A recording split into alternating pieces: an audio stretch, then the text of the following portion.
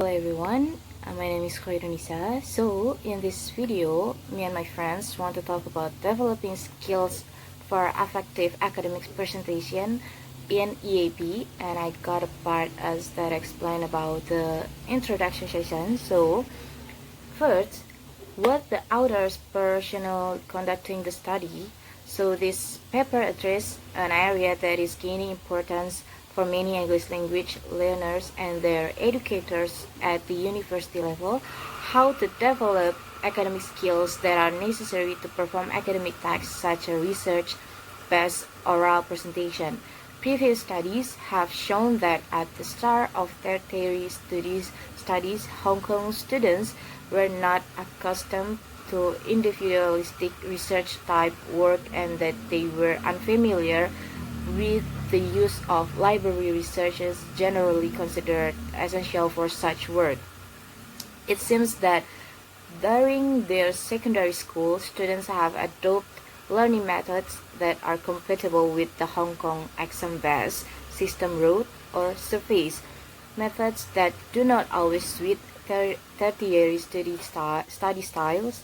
Hong Kong students in the EAP class show little confidence in the use of English in an academic context.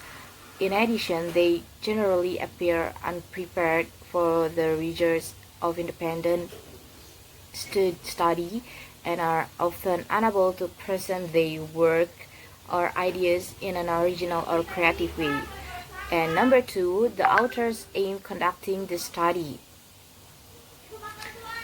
In this project, the researchers would research in a development of those skills required to successfully deliver academic presentations, as well as pave the way for the students themselves to take charge of the learning process and become autonomous learners. And I think it is very important to teach high-level students to be able to help students be more confident in speaking well during presentation. Okay, this is the methodology of developing skills of effective academic presentation or EAP. The overall aim of this project was to design a specific training program in academic oral presentation skills. 14 students majoring in religion studies, history, geography, and sociology were randomly selected from the classes to be observed in the experiment.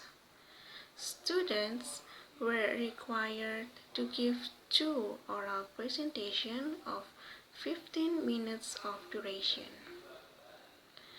One before the training early in the first semester and one after the training at the end of the academic year in the second semester. The performance of students was then assessed according to those criteria, and a comparison of their first and second presentation before and after training was made. The training carried out of 15 hours as part of the mandatory EAP or Effective Academic Presentation course. The training process consists of 3 parts. That is, the first training of the research staff, which took place in computer labs and the library. The second, training in analytical skills, and the third, training of presentation skills. The students need guidance and training not only in research and expanding English and vocabulary, but also in analytical and critical thinking skills.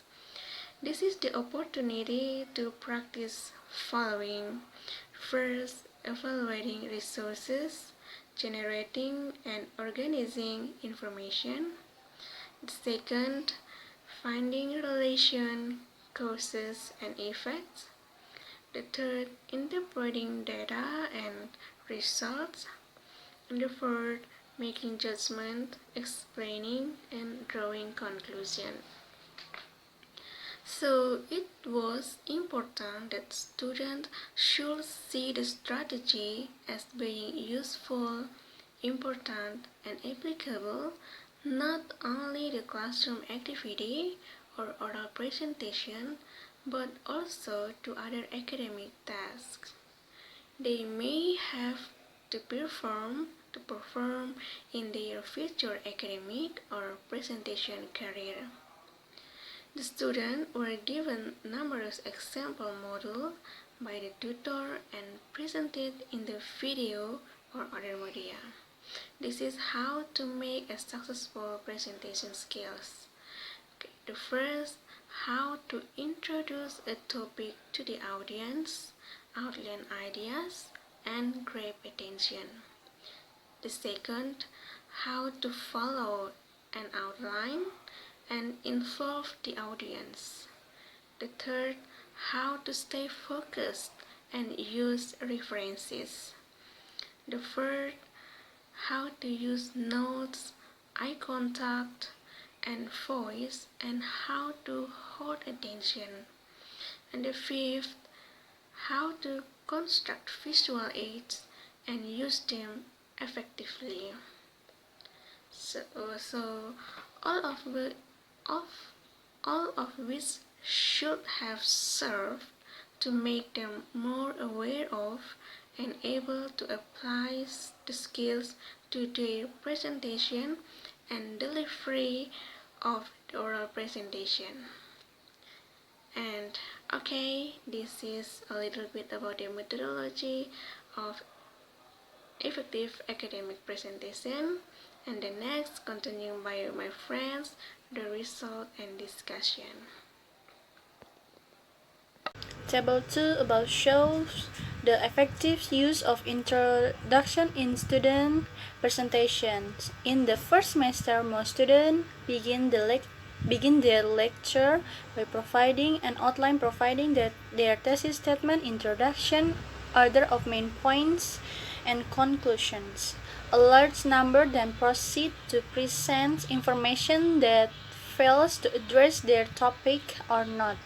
In the second semester, it was seen that although some students still had difficulty presenting their introductory and covering reports, many were able to relate more firmly to the purpose and content of their presentations. In contrast to first semester presentation, students who follow their outline in their speech make better use of reference materials and provide better support for their main points. In the second semester, all but one student follow their outline in delivering their lecture. Only one student failed to providing adequate support for the statement made in presentation compared to 8 students who failed to make their first presentation. Above shows the use of delivery skill during the presentations. In semester first, more than half of the students failed to provide support for their main statement, and 4 presentations showed no evidence of using reference materials. 6 lacks. In the second semester, there was only one presentation that didn't have a clear progression of sequence. Only one student failed to provide support for main idea and all presentations. Most seems never and clinging heavily to their notes, making eye contact with other only occasionally and reading most of the time. 10 students read their notes during their lecture, with 5 people looking at them in such a way that they barely look at them. This could be due to the their presentation and familiarity with the topic or subject matter, and or their general confidence in their English.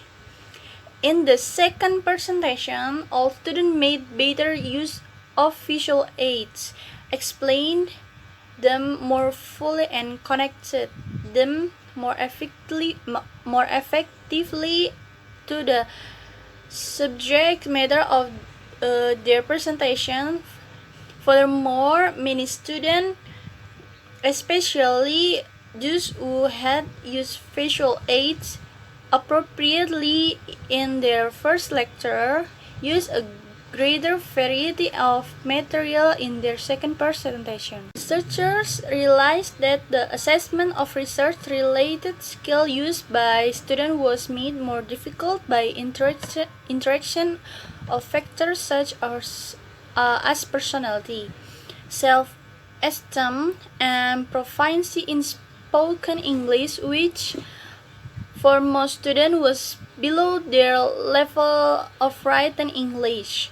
Nevertheless, the observation of the oral presentation of the group of students indicate that they acquired a great deal of research and analytical thinking skill as a result of classroom training and research practice. All students showed improvement in their overall skill use, with most showing some change in their respective key areas of organization, content, and delivery, while the rate at which individual use skill in the first presentation varied widely. Results were much uniform in the second post-training semester, with the majority of students applying the skill acquired through training to their jobs. From the table, it can be seen that change occurred during the semester in the way students organize and prepare their presentation, and the degree to which they have succeeded in linking or integrating their outlines, introduction, and conclusion to the main content their job. In a small number of cases, some students didn't appear to be making use of the second semester strategies seen in their first semester presentations. The reason why this is only predictable as a Norial pattern is seen through this presentation. However, it is possible that some of these changes were due in part to difference in the type of topic selected in the first and second semester. A student who withdrew see table 1 and student 4 choose a more descriptive topic in the second semester, and he or she may find it more difficult to formulate research question and conclusion for the second topic. Other students who choose analytical topic in both semesters were able to formulate research questions, introduction and conclusion more easily in the first semester. He could have found his second field of research less familiar and much more challenging, with worse results he did. The differences described above could also simply reflect the general experience of students in this type of assignment, and the fact that this presentation represents only the first stage of skill acquisition and practice. Students will need more hours of supported practice to master these skills and use them in a systematic and comprehensive manner. It is clear that although students are willing and able to adopt new methods and begin to follow their individual interests in creativity study, but They require guidance and help from their lecturers to make the transition from prior learning practice to the inquisitive and individualistic style of tertiary education. Strategy, training, and guidance, step by step, instruction play an important role in raising students' awareness of their learning process. Therapy increasing the confidence and level of skills with which they tackle academic tasks. The nature of the tasks required in such training is important in determining the success of such programs. Students must perceive work as interesting to them personally, connected and useful to another, increase of work, and relevant to their long-term goals. It is hoped that this study will provide encouragement and assistance to teachers as they endeavor to help current students make the demanding and transition to tertiary level student and from one style of learning to another. Hopefully, this result can be to guide the development of similar programs for use not only in service courses such as EAP, but also in other core tertiary courses and will truly encourage the curiosity, independence of the and skill needed for lifelong learning and future students. The change is evident in the work and confidence of those students involved in the program suggests that this program does indeed provide a means by which students can be successfully encouraged to pursue independent study, leading to successful oral presentations. Results indicate that despite their lack of experience and confidence and their obstacles difficulties faced, the studies show a willingness and an ability to adopt new methods of learning. This would seem to support the notion of the preference for rote learning. So commonly attributed to Hong Kong students is indeed the result of expectation and experiences in previous learning situations, rather than the intrinsic and inherent characteristic of the learners themselves. This training program then appears to provide a means by which students with little or no prior experience can acquire both the skills and confidence required for oral presentations. With support and guidance, students have been able to tackle relatively difficult and demanding tasks.